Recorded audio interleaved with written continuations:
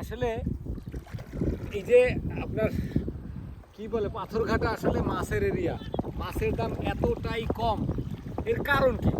এই বিষয়গুলো যখন আমি অবজারভেশন করার জন্য আসলে এই নদীতে নামছিলাম, এত পরিমাণ মাছ বাঁচতেছে। আসলে আমাদের যদি জাল টাল থাকতো অনেক মাছ ধরতে পারতাম।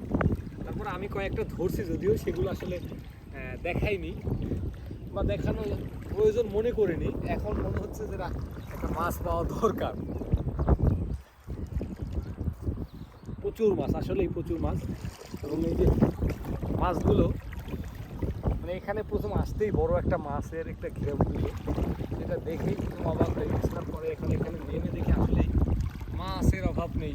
দেখেন প্রকৃতি আসলে কতটা সুন্দর, সেই সৌন্দর্যগুলো আসলে উপভোগ করতে হয়। আর এখানকার মানুষ যদি বললাম যে সকল সুন্দরের মাঝে আসলে অসুন্দর থাকবে, এটাই স্বাভাবিক ব্যাপার। এটা আপনাকে মেনে নিতে হবে।